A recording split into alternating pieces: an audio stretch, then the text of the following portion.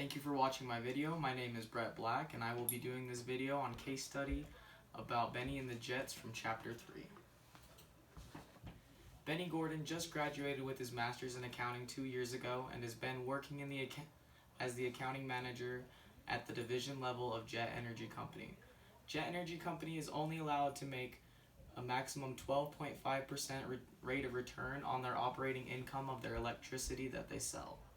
In order to make a larger return that is legally allowed, the company has been improperly reporting their insurance premium rebates of approximately $26 million and $30.5 million each, below operating income in their books. All the while, they were expensing the insurance premium costs above the operating income. This results in their expenses being overstated and kept Jet Energy from exceeding its allowable returns and kept the states from reducing their electricity rates. He has been silent on this issue for the past 2 years, but Gordon decided it has finally time to address this issue. First question I am asked is, what process do I recommend Bennie Gordon follow in bringing his concerns out in the open? Do these include whistleblowing?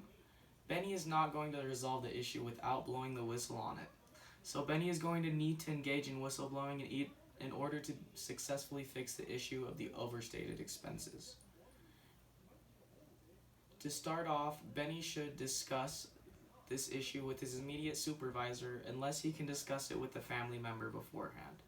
If Bennie cannot resolve the issue with immediate supervisor, then I would recommend Bennie taking the issue to the auditing committee, since the auditing committee has the power and willingness to do something about it. If they're still unwilling to do anything about the issue, I recommend Bennie go outside the company to report this issue. The next question asked was, what are the ethical values that should be front and center in deciding how best to advise Bennie on what to do? I would tell Bennie that the need to be honest and correct in reporting of financial figures should be your leading value. If the insurance premiums are being expensed before operating income is calculated, then insurance rebates should also be booked before operating income. The next value I would recommend to Bennie to focus on is doing the right thing for your customers.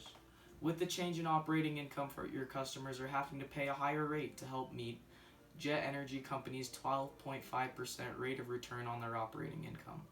Because of this incorrectly booked rebate, with the rebate figured in, the customers will be eligible to receive a lower rate per kilowatt of power versus what they are paying right now. The next recommendation I would give to Bennie was about the reasons and rationalizations that I anticipate may be lodged by the stakeholders on the advice I might give, and how would I counter them. The company will argue that the incorrectly booked rebate isn't really hurting any one of their customers by the increased rates. They will also say that the increase in profits will result in the increased improvements to Jet Energy Company's infrastructure. I would have you argue that you have witnessed this happen for a couple years now without any infrastructure improvements, and it is hurting our customers. I believe customers could benefit a bit by the changes in a lower rate for power. The next advice I would give Bennie is about the levers he can use to influence those that might disagree with him. I would first mention that if nothing can be resolved through your immediate supervisor, Bennie, then you will have to take your concerns to the audit committee. If the audit committee refuses to do anything, I would tell you to report it to the North Carolina Utilities Commission. If even then they refuse to do anything, let the public know of this, just so they are aware of the issue at hand.